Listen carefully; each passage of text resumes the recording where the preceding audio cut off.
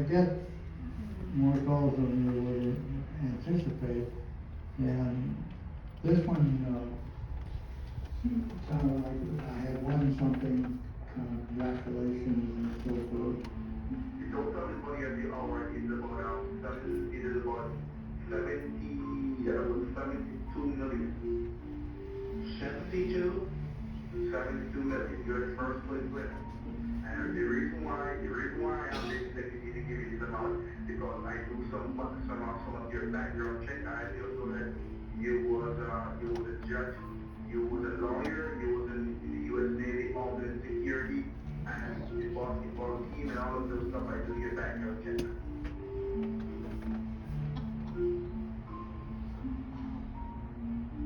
In this particular case,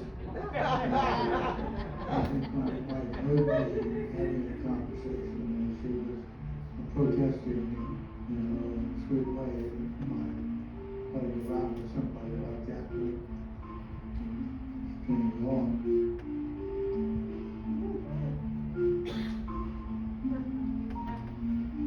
Later, I don't know how the conversation turned sour, but it did. And at that point, he shifted gears, and instead of straight talk, he began to threaten her. Hey, I know you're playing around, right? You know what I'm gonna do? I won't call you back. I'm gonna kill you. I'm gonna kill your husband. I'm gonna take your house in fire. Because he seems to be playing around and he doesn't know what he has. So listen, I'm not giving you any more warning. I'm just gonna send out my guys and listen. Anytime you put back yourself in Washington, D.C., you'll be killed. Look at sniper. I know you're home. You see, you live, the place where your home at, you live in a very lonely place. And the moment you arrive, I'm going to put a shot in your hand. I'm going to burn your house down. I won't play. As time went along, I learned how significant the victimization of older people was, and that worried me. I was older myself, but enough to be sympathetic with how older people without my maybe background experience might react to situations. The average older person doesn't get caught in the bind where the screws are turning on them. They think something good is happening, they want to believe it, they find out it's not going to happen. They so often paid some money in order to get something that is explained to me in order to take the next step to get bigger sums of money coming their way.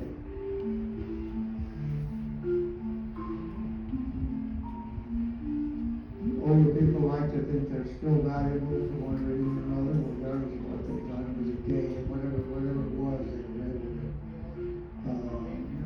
be convinced that they were about to get something good to show they were still in the money.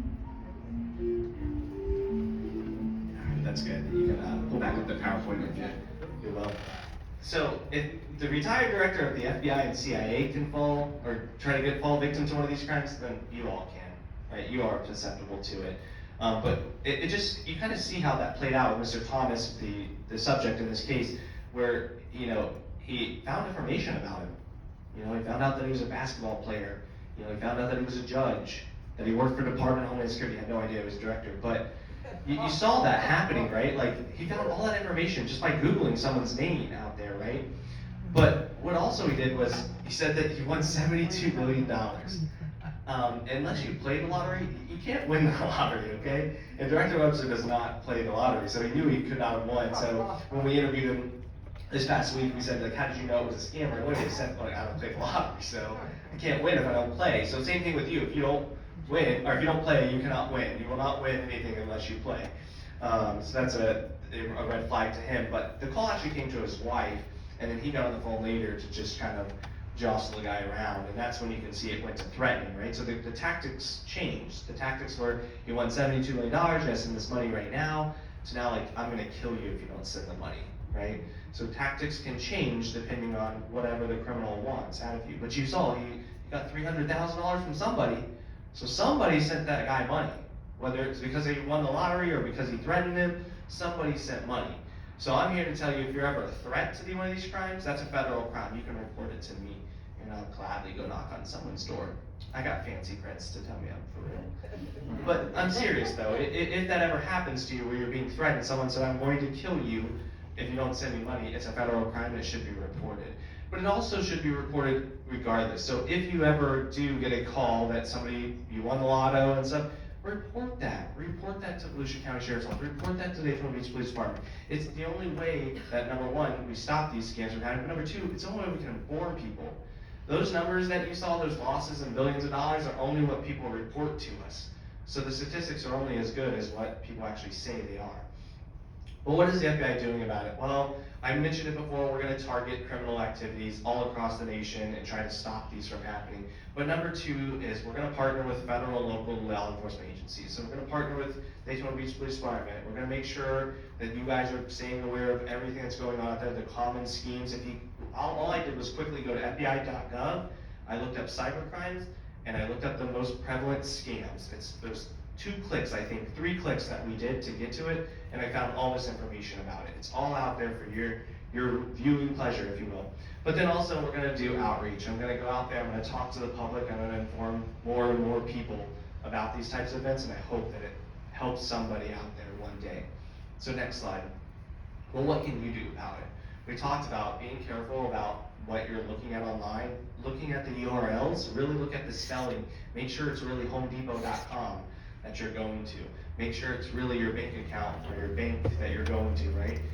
But a couple other things we didn't talk is 2-factor authentication. Don't disable that whole, it's gonna send a code to your email, or it's gonna send a code to your phone. Don't give up your security for convenience. Don't do that. Security is key.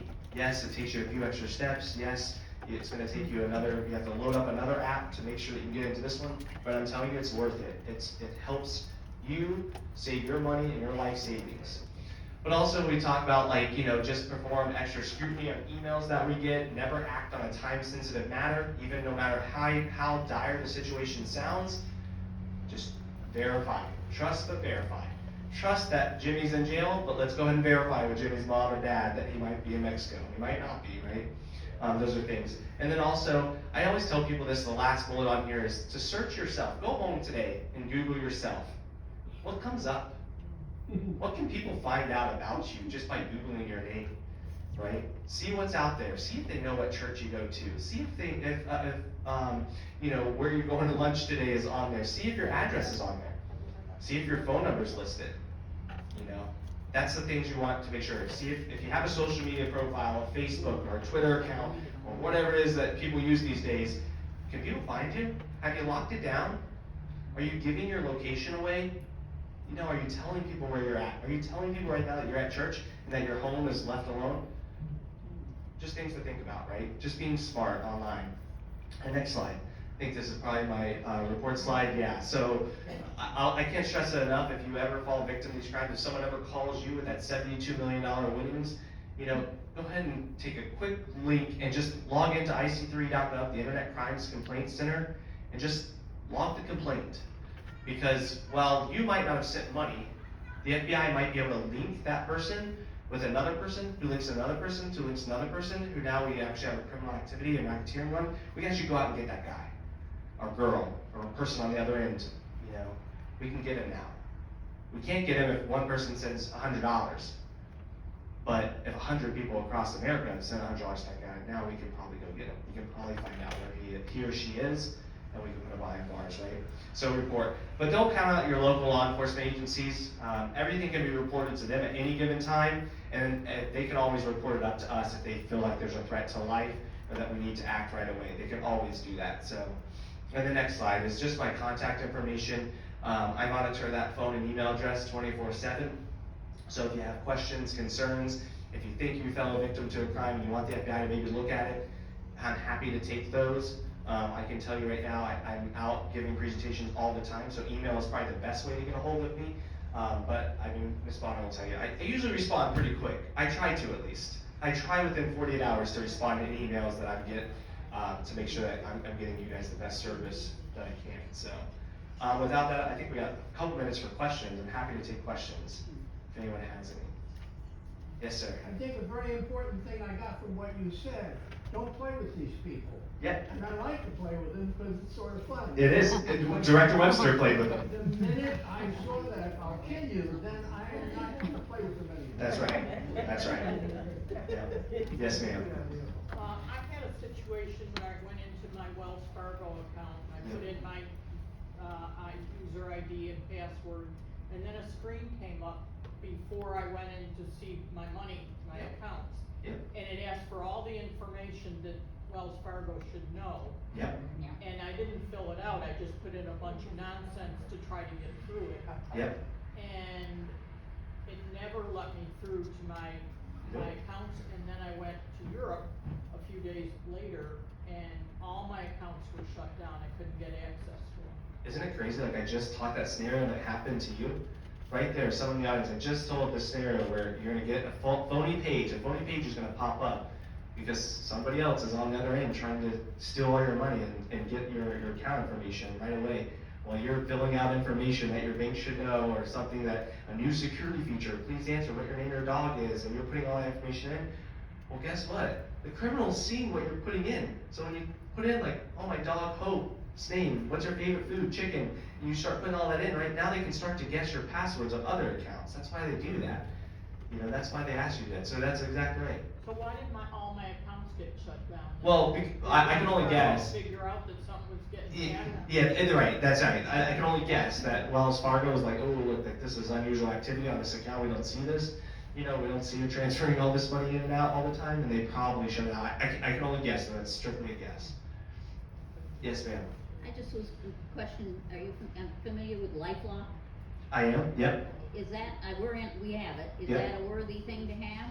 You know, I work for the federal government, and it would be wrong for me to like advocate Okay. for one or the other. But you know, I can tell you that those things that offer enhanced security protection of you, 9 times out of 10 can't be a bad thing. But for LifeLock, I just, I yeah, understand. sorry. Okay. Yes, ma'am. Is there a way to get a printout of this information to share? You know, so what I'll do is, Reverend, I'll send you over like just like a tip sheet to you, and maybe you can send it out on a PDF. Typically I have brochures to give out, but budget cuts, they stopped printing them. But I do have the digital version of all of this information, like just common tips and things to be aware of, I can send to you. So I'll send you a PDF document, you can And send it out. I'll make it, I'll make sure it's out front. Okay, yeah. Do you have a card that we can have? So normally I would bring business cards, but I didn't bring any today out of just pure necessity. But I promise if you want to take a picture of that, it's the easiest way.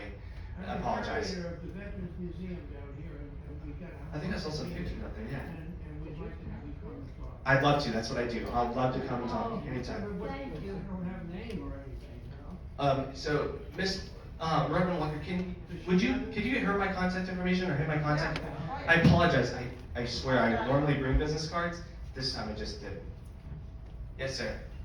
I've been spoofed several times. You're a popular man is what you're saying. I don't know. Something simple like, Larry Parker, won't you look at this picture, see if you identify anybody? And, Yeah. And I know about it because I'm on my list of people. Yeah. Is that in the area of they just want to know if they can do this, can get it in, or is it more serious? It could be, right? Or it could be more serious in nature, right? I think everything starts at a low level, right? When we talk about the actual anatomy of a cyber crime, it always starts with reconnaissance. They're looking for information on you, right? They're gonna Google you, they're gonna Google your address, they're gonna Google everything that they can about you. That's reconnaissance, number one. Number two, they're gonna start to like see what they can do. So it could be something like that, where they're seeing what they can do and to progress it further later on, right? To spoof you or to steal your identity. All these things could be factors that would make you susceptible to a crime, right? But it's hard to tell without all the facts, right? But I would be worried about that, yeah. If someone was spoofing me online, I would be worried. Yes, sir. Yeah, it happened a couple years ago, there was a data breach at some company, and so Sure. they got like a free, Yep. monitor thing. Yep. I get notified one time that somebody's using my cell phone number, Yep. and, so I checked it out, And I called Verizon and they said, well, we checked with our security department, there's no problem, reported to the federal government. Yeah, yeah. But every once in a while I get texts going to that person, I know who it is, somebody else in Fort Ord. Yeah. Diane has in Fort Ord. So nothing's happened in a couple of years, but, you know, it's just disconcerting that, you know, somebody else is using my phone. Yeah, we didn't talk about SIM swapping today. Kind of sounds like a SIM swapping case, probably isn't, because if it was, you would have no money in your bank account. But at the same time, yeah, I mean, a lot of these, I'm not aware of that tactic being a prevalent one today. It's not listed on the top 10, but it can happen, right? Like, Both our numbers have been done by people in Fort Ord. so you know people are like making calls or texting I've from got your text messages to Leah, and when Yeah. I check it online, it's Leah, I don't remember last name, the Yes. street address and so on, Fort Orange, and vice the same thing. Okay, yeah. I mean, my encouragement would, yeah, keep reporting every time. Every time the number goes out that you know someone's calling, when you're checking your cell phone records and your bills, when it tells you every text message that's sent, every phone call that's made, if something looks fishy, always report it. I mean, you know, Well, but you can- someone will be looking at it some way. And somebody like one, you know, weight loss information. Yeah. But you know, wherever this person's using the phone number, But- oh, you're kidding me, no, they're- Right, but somebody there's like, hey, I need weight loss, they click that link. It's like, man, that's a good idea, actually, I don't wanna get right with myself this year. You know, what happened? Yes, ma'am. A few weeks ago, the gas pumps at BJ's were compromised, 2 or 3 of them. Sure. Somebody said that if you put your PIN number in, that's when they can get you, but if you just use a credit card with a zip code, they can't. Now they can get you anyway. I mean, they can steal your information really quick, depending on how the device is set up. I mean, we have a whole presentation on skimming that could go through every little like picture of different devices that the FBI or local authorities have taken over the years. Yeah, I would say anytime you put you're swiping your card at all, you could always be susceptible to for them stealing your information. I have one other question. We went to Publix, bought our groceries, Okay. left, went home. Did you get the BOGOs? Used the tap thing. Too much was spent, but Sure. I tapped the thing, Yeah. you know, like you said, Yeah. and it charged our card, and I Yeah. went home, and our bank statement came up. Sure. And the person or somebody right behind us spent $368 for groceries, and we paid for it. So we went tap. Yeah, well, the tap thing. Yep. And so now I don't use the tap anymore as a result. But we went to Publix and they were very nice and they refunded us all our money. Yeah, I don't think anything's foolproof. Yeah. I can't tell you that if you use the tap method, you can't be hacked or you won't be hacked. I'm sure you will, and eventually somebody will. I mean, they're getting more Do sophisticated. they have these readers that can read them? Somebody told me from a distance they can get that. I mean, I'm not aware of them right now, but I can tell you I don't work the crime every day. Okay. So it's one question I definitely want to make sure I go back to my cybercrime squad and make sure, you know, if that is if they're seeing it now. But I do know that they advocate heavily for tapping instead of swiping. Is there any way you can tell if your computer has been compromised? No, not without taking it to like the Geek Squad at Best Buy and running a vulnerability scan on your device. You probably would not know. That's why they do it, right? They don't want you to know that they have placed a malware in your computer or ransomware deep down inside of your files. They don't want you to know. So I would think no. The easy answer is you probably would not know. But if you take it to Best Buy, they might run some scans on your device to see what might be compromised. Good questions though.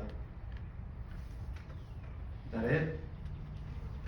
Listen, Any other questions? I appreciate you guys inviting me, Reverend. I do appreciate you guys listening to me. I know it's lunchtime, but thank you for your time. I'm around, so if you have questions afterwards, happy to.